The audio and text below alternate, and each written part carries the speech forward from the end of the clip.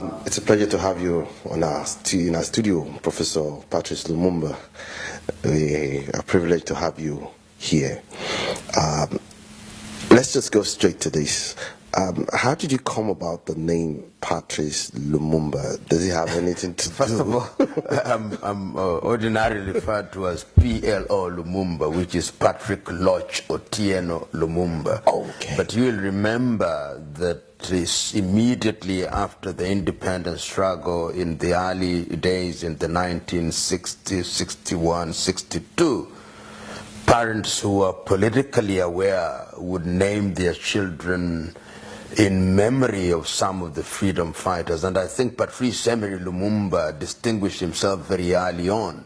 You'll find people named Kwame Nkrumah, Julius Kambarage Nyerere, and we see it even today with Nelson Rolihlahla Mandela.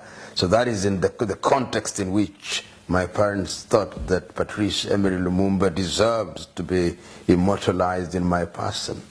Great. What do you think African people can do to fight against corrupt leadership?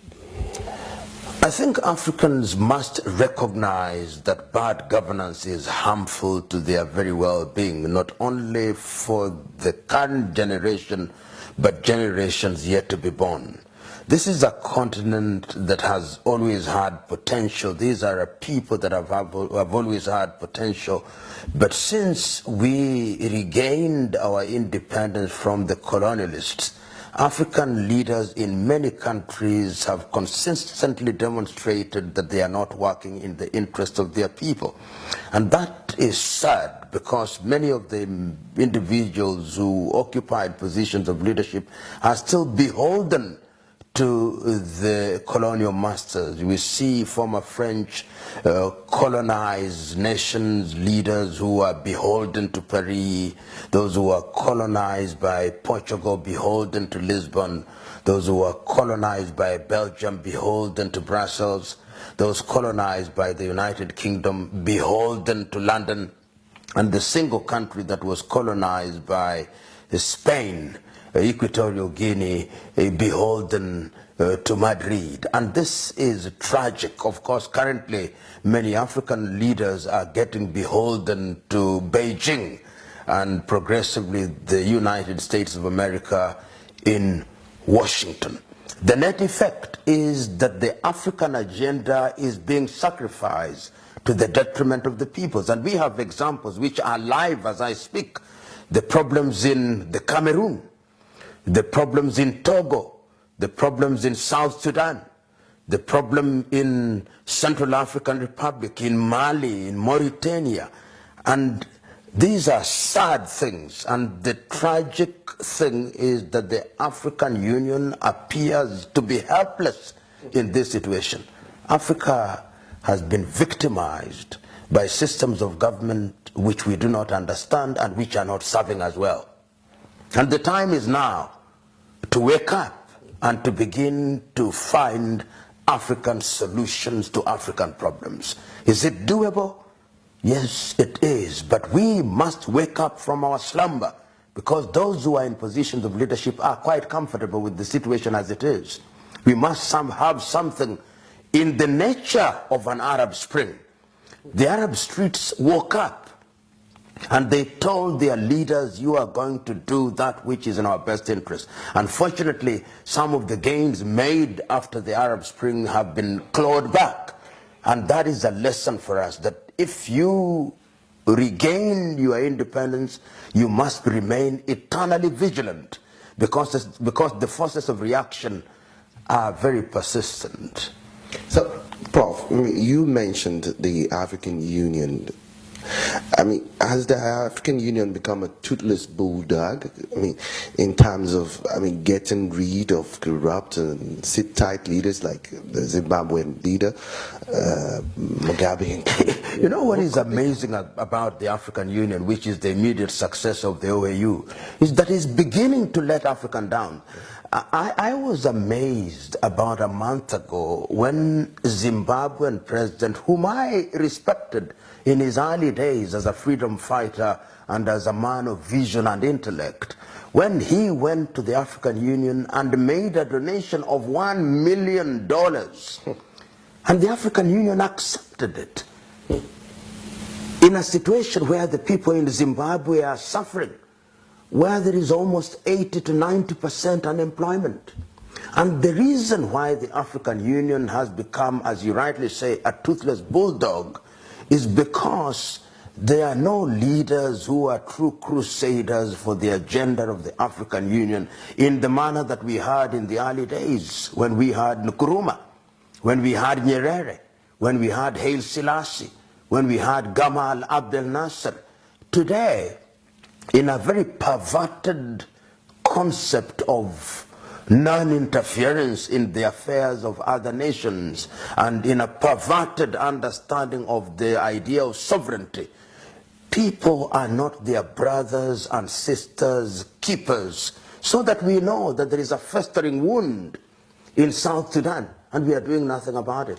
We know there is a festering wound in the Cameroons, and we are doing nothing about it. A festering wound in Togo, and we are doing nothing about it. And even when the leaders congregate in Addis Ababa for their annual jamboree, they don't discuss these problems. Right now, I would have thought that there should be an extraordinary session of the African Union to discuss a number of things, to discuss the countries which are in trouble, and I'm mentioning them ad nauseum, to ask the question, what is the problem in the Central African Republic? How can it be resolved? What is the problem in Togo, in Gambia, in the Cameroons, and in many other countries, so that we have African solutions to African problems? Because what we'll see very shortly is that the UN will sit down and send a peacekeeping force. And when there is no peace to be kept, and they send peacekeeping forces, when, in a manner of speaking, the horse will have bolted away.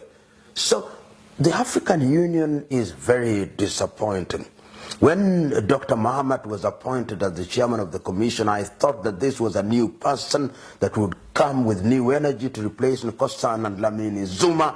But what I see is lethargy. What I see is lack of enthusiasm. What I see is lack of direction. What I see is continued pain. I was amazed about a month ago, if I'm not wrong, when the international community asked the African Union to nominate a country to sit in the Security Council, and they nominated the Democratic Republic of Congo.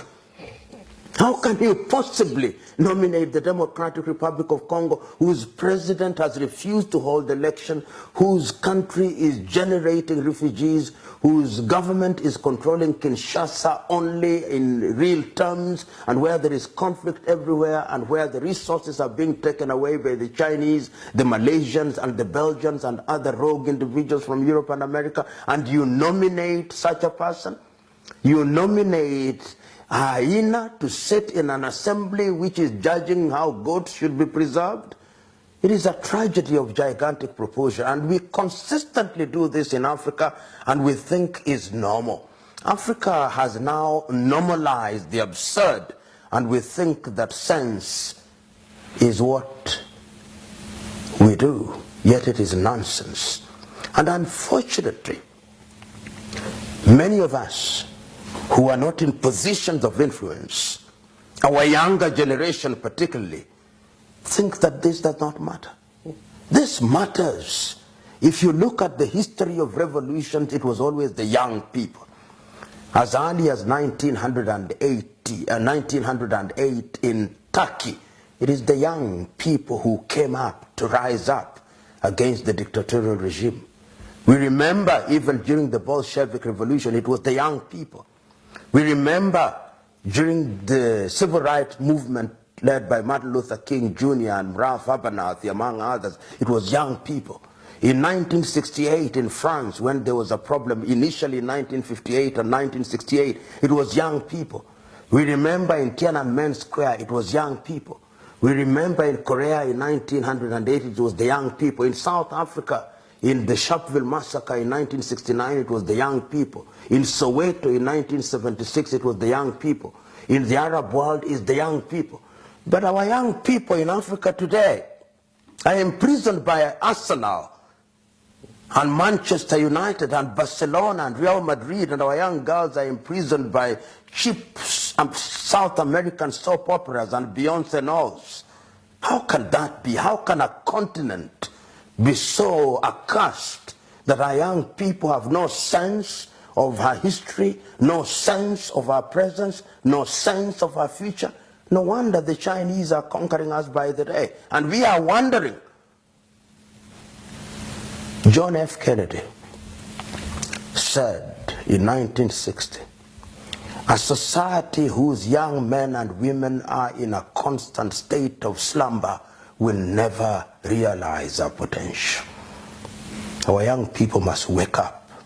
It is only the day that they wake up that they will be able to send a clear message to those in positions of leadership that you cannot continue to misgovern us. I look forward to those days. Let's get back to African leaders. You appear to believe in the president of Tanzania, that's John Magufuli. Our own president, President Muhammadu Buhari of Nigeria, has been considered, he's been perceived as a clean leader, but you don't seem to be fond of him. Why is that? I have mentioned President Muhammadu Buhari fondly in a number of forums, but remember that President Muhammadu Buhari came into office and has been unwell, and therefore he is not performing at full throttle because of sickness. And you must remember that when the captain is unwell, even if there is another captain who replaces him, the ship does not move with the steadiness that it deserves. Remember that the president of the United Republic of the Federal Republic of Nigeria inherited a system that was rotten to the core. Rotten because of corruption. In fact, he campaigned and won the elections on the promise that he would fight misgovernance and corruption. And I have no doubt in my mind that those who are corrupt, when he is away and unwell in the United Kingdom, they celebrate, say, this is our turn. They fight back, so that there is a sense in which he needs support. And it's not lost on me that his Vice President Osinbajo has tried to support. But when you are in an acting capacity, there is a limit beyond which you cannot go, lest your president think that you are beginning to undermine him.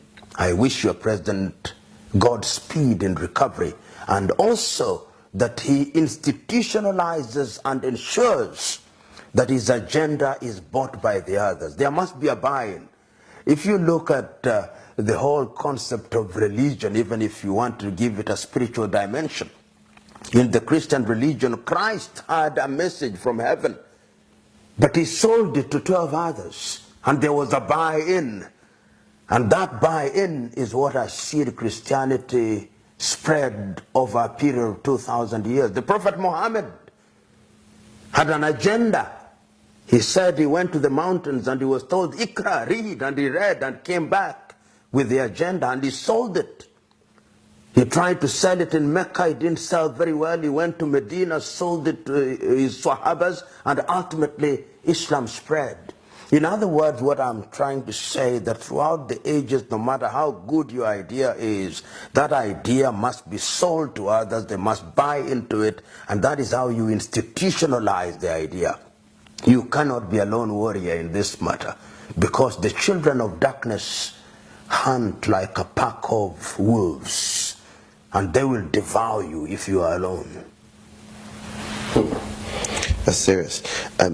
It's quite unfortunate. The members of the National Assembly of Nigeria actually asked you, you gave a lecture on corruption, and you gave some advice. And just like you said now, corruption seems to be fighting back, and Buhari doesn't seem to be getting the kind of support. And despite the lecture you gave, why has it not impacted this leadership of the National Assembly? I think if you are looking for instant coffee solutions, you will be disappointed. In the fight against corruption, it has been demonstrated throughout the world that unless you sustain the war, and it is a war, remember that there are individuals, not only in Nigeria, but throughout the world, who suckle from the breasts of corruption. And they are not just about to win themselves off the suckling. They must be forced out of it, and they'll fight back. Because there are individuals, even in government, in all sectors of government, who now take their children to school on the basis of money corruptly acquired. They live in houses that are corruptly acquired. They do everything on the basis of things that are acquired through corruption. So when you want to stop it, they are going to kill you. They are going to ensure that you are neutralized. These are the people that you are fighting against, because these are individuals whose conscience is dead, and they are going to do anything on earth to prevent you. In fact, when one chooses to fight corruption, one must remember that he or she can't be eliminated at all times. And what President Buhari, and indeed any other president in the world, must do is to recruit the population. If the population has been wedded to the idea that corruption is a bad thing, then that is the beginning of the success of that battle. When I see, for example, your former Minister for Petroleum being investigated in the United Kingdom without being a sadist, I'm very happy. Because if you look at the wealth that he is alleged to have accumulated, that is unexplained wealth. Even if he lived for she lived for 1,000 years, she would never make that kind of money. James Seabury, who was prosecuted, convicted, and served sentence in the United Kingdom. What lacks in Africa is punishment. Impunity is alive and well in Africa. And we, the electorate, as I say times without number, are in the business of celebrating thieves.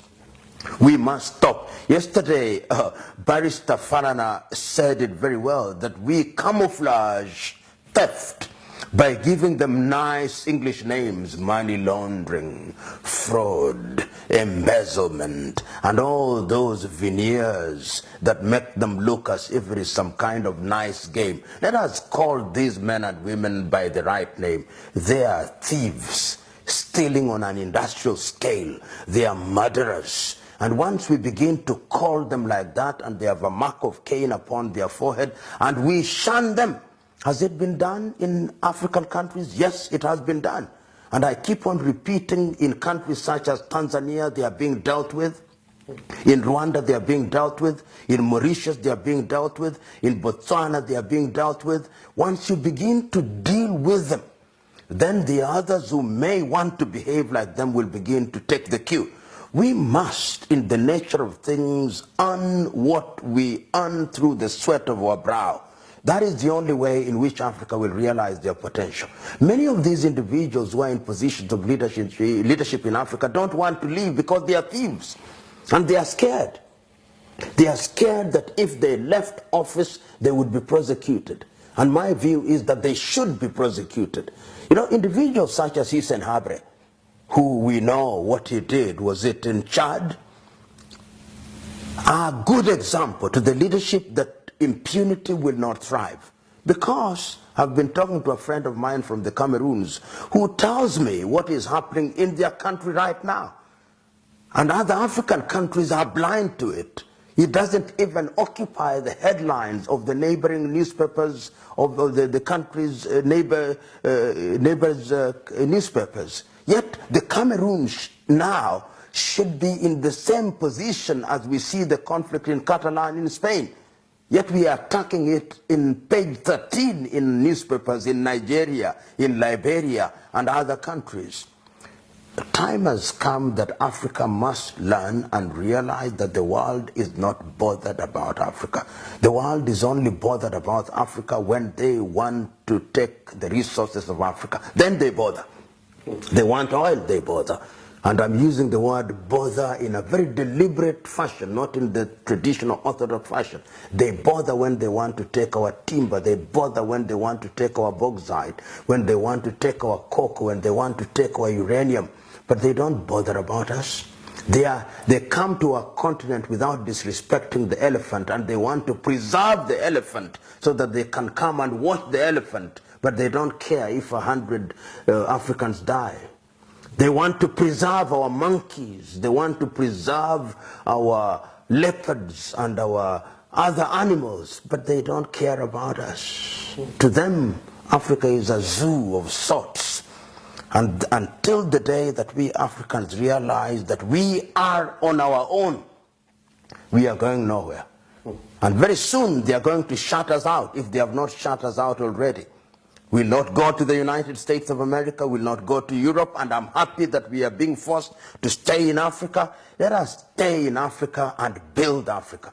I mean, what does Africa lack in terms of resources?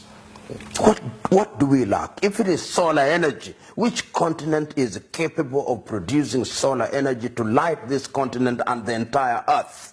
If it is hydroelectricity, what can we not generate? If it is minerals, if we wanted to make bombs, if we should, where do they get their uranium from? If it is timber, what don't we have? If it is human resources, we are 2 billion of us. And we are people who have intelligence.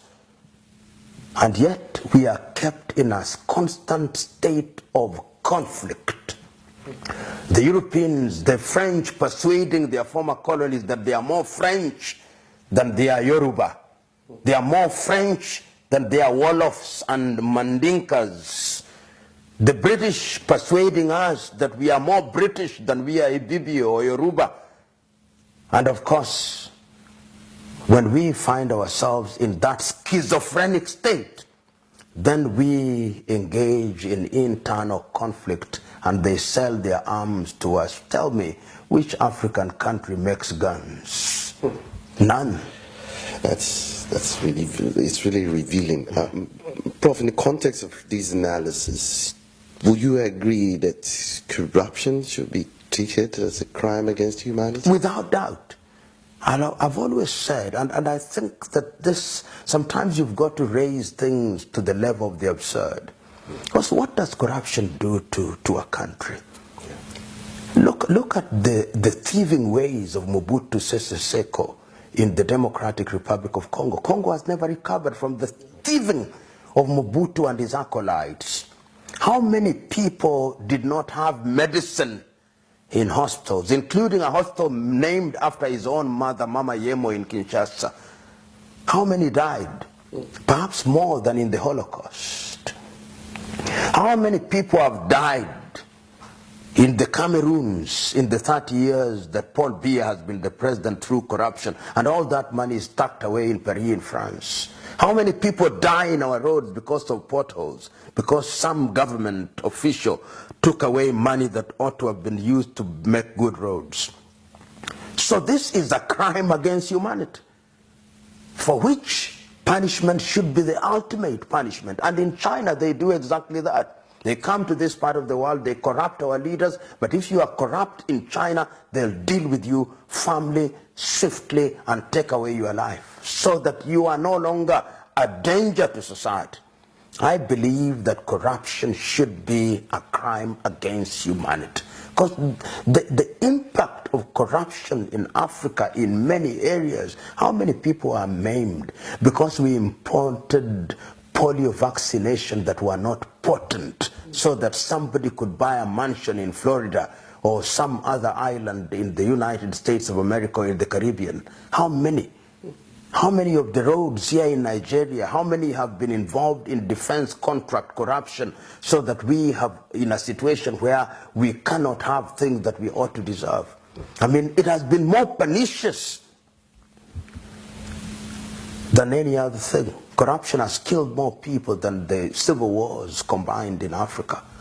And yet we treat it with velvet gloves. We glamorize these individuals. We continue to elect them in office. They bribe us with 500 naira, 500 cedis, 20 kwanza, and we continue to elect them. And then they claim democracy. Look recently during the UN General Assembly in New York, what and how African leaders behaved. They stayed in the most expensive hotels, the world of Astoria, except the Tanzanian delegation. And yet, in their homes, people don't have potable water to drink. Yet in their homes, there is no medicine in hospitals. You know, sometimes in an interview setting such as this, we appear to be intellectualizing about it, to be philosophizing about it. But if we walked out 2 kilometers away from here within Lagos, there are real things. There could be testimony of a woman who delivered on the roadside because there was no health facility. There are real issues in Africa, very real. Perhaps sometimes we should take these interviews there so that they are testimonies. Great. You've given passionate speeches about corruption across the African continent. Has there been reprisal from corrupt African leaders targeted at you? Of course, there are times when I have made speeches and I'm told, well, you as national of this country would have arrested you immediately. But luckily, so far, they have not arrested me. But I've irritated many. And I have no doubt in my mind that I have no shortage of enemies, particularly in officialdom. And I know, particularly in my country, I have no shortage of enemies within and without government. But this is the path that I have chosen. I could sit in my home and simply earn my salary or whatever I earn from whatever activities I'm engaged in and drive big cars. But there is a spirit that tells me that that is not good. There is a spirit that tells me that there is a message to be sent out there. And perhaps that is the contribution that we can make to prick people's conscience, to keep talking about this. And when you do this, you have no shortage of enemies, but there is also a group of men and women who appreciate what you are doing, and they embrace it, and they do it even better by engaging in practical activities. And this is what energizes us. And I pray and hope that this will continue. And I know there are many other people in Africa who are doing better things than I am. They may not enjoy the visibility that I'm beginning to enjoy in Africa, but they are doing great things in their little corners of the world. And I believe and pray and hope that the messages that we continue to give energizes them in some way. In a manner of speaking, this is a crusade. Let me take you back home. I mean, does it bother you that people are beginning to, think differently about you because of your support for President Uhuru Kenyatta, who has been adjudged to be correct by some? Which I find that very stupid, actually. I'm non-aligned and positively neutral, and anybody say, and those who are saying that is because as a lawyer I was instructed to appear for the Independent Electoral Commission. What is the role of a lawyer? The role of a lawyer is to urge a client's case. And those who think like that are simply people who are, let me say, stupid. Anybody who thinks that a lawyer representing a body is supporting anybody does not know what the role of a lawyer is. It's like saying that a doctor who is treating a patient with HIV/AIDS now supports AIDS. That is how absurd it is.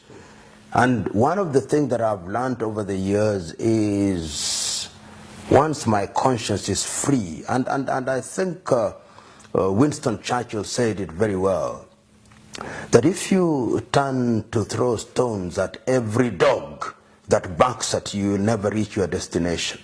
I'm not just about to turn and throw stones at every dog that barks. And this assumption in Africa that somebody has an opinion and therefore he wants you to follow that opinion is misguided. I have my own views about things, and I have a professional duty to serve. And that is what I'll continue to do, because I believe I'm right. And history, by God's grace, in the last 20 years that I've taken positions, have been vindicated. The position that I've taken by some divine direction, after a short time I'm vindicated. Let me ask this. What's the implication of the Supreme Court ruling against the elections in Kenya as far as judicial precedence is concerned? I think, number one, I think that the majority judges got it wrong, knows that they were wrong. When you are looking at an election and the expression of the will of the people, you ask yourself, where does the will of the people reside? It is in the vote. And if you doubt the vote, you count the votes. You don't ask whether the transmission of the results failed through an electronic process when you have been presented with the actual documents. This is without precedent in the world. And if you look at the minority ruling in that case, in a few years, the minority ruling, which even if you listened, was the more legally potent. So these judges who are in the majority were completely wrong. And they know it, I think, that they got the law wrong, they got the facts wrong, and it's now even emerging that their decision was based on fake forms, which must have been infiltrated by the petitioners. It is tragic. And this is one of the problems in Africa. And I see many people, particularly in the social media, which Africans are misusing very badly, that somebody is quick to send Twitter, somebody is quick to send a message on Instagram or Facebook. You ask them, have you ever read the judgment? No, I've not read the judgment. Then what are you tweeting about? What are you Facebooking about? Alexander Pope, the English philosopher, once said, a little modernity is a dangerous thing. Drink deep the western spring, or taste not.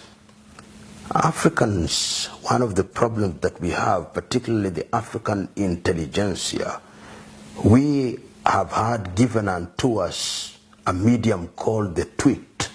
9 out of 10 Africans are misusing that medium. We were given a medium called Facebook. 9 out of 10 times we are misusing the Facebook. We are given Instagram. 9 out of 10 we are misusing Instagram. Africans must begin to be responsible. And before you send that send button in all these new media that we are using, read it again and ask yourself whether 10 days from the day you pressed the send button, you will be happy with what you said. Unfortunately, in this part of the world, we are misused. Look at how it was used to good effect during the Arab Spring. But when we are murdering each other, we don't use it.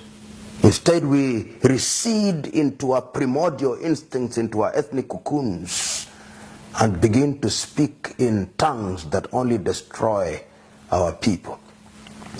But can Africans do the right thing? Yes. We have the capacity to do the right things. But we must interrogate and ask ourselves, where do we as a people want to go? A friend of mine from Cameroon once again was saying, after I listened to my memorial at Fela Kuti and I talked about Africa Agenda 2063, he said, that is too long. And I can't agree with him.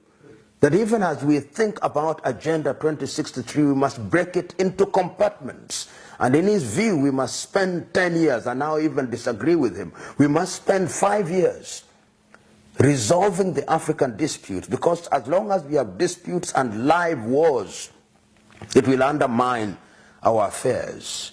And that is why I said at the memorial that we must even consider calling all these rebel groups at a meeting and asking them, what do you want? What do you want? Tell us what you want. Are you rebels with a cause or rebels without a cause? Let us call Boko Haram. Let us call all these fringe bodies that are active in different countries, Al-Shabaab, and ask them the fundamental primary question, what do you want? Tell us. Once we know what you want, then we can move in the next direction of resolving it for the best interests of all the countries of Africa. These are hard choices, but history has demonstrated that that is the way to be done. As a high school student, I remember we used to hear about an urban guerrilla movement in West Germany called the Red Brigades. They resolved the problem through negotiation. the Irish Republican Army in the United Kingdom through negotiation, the Basque rebellion in Spain through negotiation, the Sandinistas, Sendero Luminoso in Latin America through negotiations. That is what we must do. We can no longer afford the luxury of saying that there are certain things that are not negotiable. My own view is that everything must be negotiated in order to preserve our nation. Otherwise, we'll be in a constant state of conflict, and conflicts acquire a life of their own until the combatants forget what it is that they are fighting about. They're just engaged in combat. One question people ask about strong advocates like yourself is this: why didn't you run for office to give life to your ideals? Why is Professor that is the question that I was asked. No, I ran in 2007 for a parliamentary seat, and I said before I ran, I was asked the same question. And I ran one of the most efficient campaigns, in my view. I held within a constituency 250 meetings, town hall meetings, where I was interrogating the people. I gave nobody a single cent. My friends raised for me 3 million shillings. I spent 1.5, donated the balance to charity. But I told the people that the electorate does not respond to ideas. The person who won in the constituency where I was never campaigned, but the night before he was distributing money to everybody. What stimulates the African electorate is instant solutions. The 500 naira that he or she is going to use to buy gari or to buy maize meal in my country. That is the problem. African electorate on average does not respond to ideas.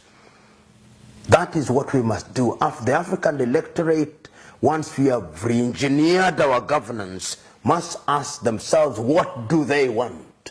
And you've seen consistently in almost in every other country in Africa, those who acquired power through the ballot are not our best men and women. They are our most corrupt men and women, invariably. Even the leaders we now praise initially could never have been elected. Yoweri Kaguta Museveni in Uganda, when he contested in 1980s, failed. He came back through a guerrilla movement, succeeded. Now the Ugandans saw this man is good. Paul Kagame rescued the Rwandese. Now they think and know he's good. Meles Zenawi in Ethiopia. The African electorate must liberate themselves. Wole Soyinka, who is in Nigerian, how many times has he tried to run for office? Did he not run for the presidency? At one time here in Nigeria, did the Nigerians elect him? The anti-corruption crusader Nuhu Ribadu, did he not run for office? Did the Nigerians elect him? Jean Ping in Gabon, he ran for election. Did they elect him? Africans don't elect men and women who wish them well. So Prof, how do we change this trajectory? I mean, how do we reorientate the electorate if they're going to liberate themselves, if they're not even willing to liberate themselves? What we are doing, the messages we are beginning to send, the beneficiaries will not be us.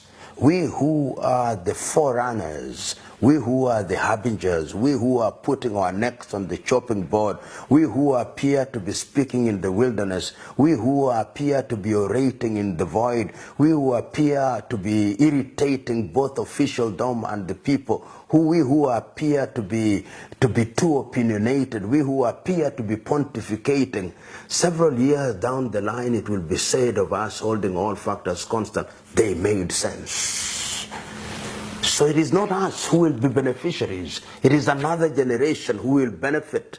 And they will benefit because we started this journey. Those who are now reaping the benefits of the activities of people like Martin Luther King Jr. are not are different. Martin Luther King Jr. was assassinated, not even enjoy what he fought for. Mahatma Gandhi and many others, Kwame Nkrumah and many others. So those who want to fight the war that they may take the spoils will be disappointed. I long liberated myself. In fact, I take the view that if you want to help Africans, don't expect anything from them. In that way, you are free. If I want public office, or if I wanted to be appointed anything in the Kenyan government, I won't say the things that I keep saying, because I irritate people by speaking the truth. If I wanted to be appointed, I'll be sucking up to some president. I would be sucking up to somebody in officialdom that I may be appointed something. I'm not interested. I'm interested in saying the right things because I believe they're right. Am I always right? No, I'm not always right. Sometimes I make many mistakes, many fundamental mistakes. But when it's pointed out to me, I'm quick to apologize. Prof, there are lots of questions our viewers will really love to ask, but I'm just going to take one from our Twitter handle. What is your opinion on the Nigerian Senate rejection of Ibrahim Magu, the acting chairman of EFCC, as the substantive chair of the agency, having been a victim of parliamentary opposition yourself? You know, one of these things is, first of all, I do not know him very well, but I want to believe that he's a man of integrity. And if he's a man of integrity, I do not have sufficient information to either support or to castigate the decision that has been taken.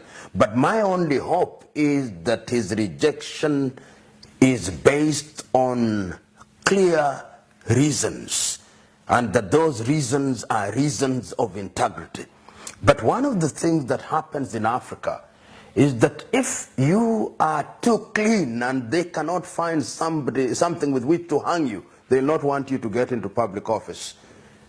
The typical African politician always desires to have somebody who has some skeleton in their closet, so that if you want to go too far in your investigation, they are able to say, please remember that there is a problem here which we can always fall back on. But if you are a man who is as clean as a whistle, then they are very uncomfortable with you. If you slip through their fingers, they'll find something else to remove you from office within a very short time. So you must be one of their own. As the saying goes, when you want to sup with the devils, you must use long spoons. Perhaps his spoon was not long enough. Indeed. On a lighter note, Prof, we saw you putting on the British wig recently during your appearance in court in Kenya for Kenyatta. Recently, a British newspaper condemned those wigs as colonial relics. Yeah. You're an anti-colonial activist. Yes. Judging by your speeches, when are you getting rid of your wigs? The truth is, even the law that we administer is British. So there is a sense in which if we are going to overhaul the entire system, we've got to overhaul it. For the moment, let us not pretend. If the governments that we run, the states that we run, the states that we run in Africa are post-Westphalian states with the executive, the judiciary, and the legislature, and the common law that we call common, essentially in former British colonies, are British laws. And for that reason, when you want to eat a pig, eat a fat one. If I'm going into a court that has a particular dress code, I dress according to that code. Let us not pretend. This idea that we are pretending that there is a story by Chinua Achebe in one of his books about a man called Dimarangana, who, according to his religion, it was a taboo to use a knife to slaughter a dog, but he was prepared to use his teeth. There is a sense in which I see a lot of pretense. My own view is that wigs are innocent. The suit is innocent. What is important is what is resident in our minds and hearts. If you begin condemning all these things, even the shoes is British. Even the watches are foreign. All the things, even the microphone is foreign. Even the television station is foreign. So my own view is, let us, and I'm happy you said it was on a light touch. a final note, what will be your advice for breathing in hygiene into the African polity? You know, one of the things that is very unfortunate in Africa is that we have no shortage of instruments. You remember Africa has the African Charter on Human and People's Rights. We even have a protocol on democratic governance in Africa, both regionally in ECOWAS and in SADC and in East African Community, and we have all these things. But I think that it must be a resolve by African peoples and African leaders that we are moving in a particular direction. And there must be leadership about it. This is why I was very happy, for example, when President Thabo Mbeki of South Africa came up with what was then referred to as African Renaissance. That is why I was very happy in 1984 when Thomas Sankara of Burkina Faso started asking very nagging questions about how we govern ourselves. How do we re-engineer our governance? This is why I was very happy when President Yoweri Museveni in 1986-87, in his first 10 years in office, was talking about, let us look at how we govern ourselves. And at that time, President Museveni said, do we need political parties? He posed the question.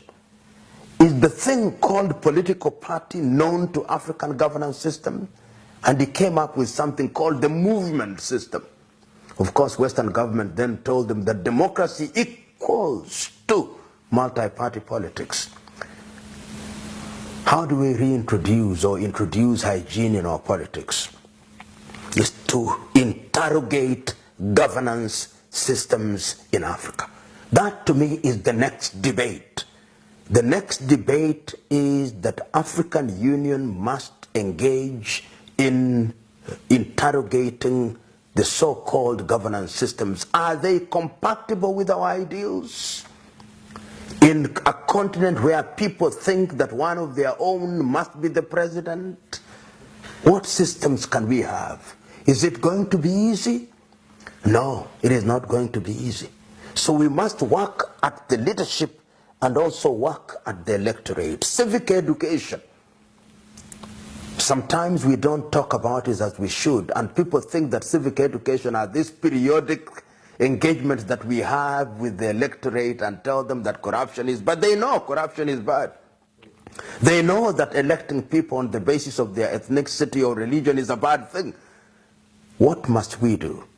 To engage constructively at every level. We use our institutions of governance, even traditional institutions. Particularly here in West Africa, you have very strong institutions with traditional governance. In Nigeria, in Ghana, in Sierra Leone, and other places. How can we use all those in order to change people's minds? My ideas on how this is to be done are still in a state of formation. But I have no doubt in my mind that one of the things that we must do is to exorcise the ghost of corruption, the ghost of negative ethnicity, the ghost of hatred, the ghost of selfishness, the ghost of megalomania, the ghost of kleptomania, the ghost of stupidity, the ghost of ignorance, the ghost of condemnation without thought, the ghost of misusing Twitter and Instagram, the ghost of misusing Facebook, the ghost of being too opinionated, the ghost of castigating things simply because you don't like them, the ghost of wanting to be rich without work, the ghost of being judgmental without understanding. Once we have eliminated all those ghosts which are now resident in our hearts and minds, we can now embrace the spirit of Africanness, embrace the spirit of love, embrace the spirit of togetherness, embrace the spirit of political hygiene, embrace the spirit of economic prosperity, and embrace the spirit of self-esteem. And once we have this spirit resident in our minds and hearts, Africa will sit at the dinner table of human civilization as a respected diner, not as a waiter.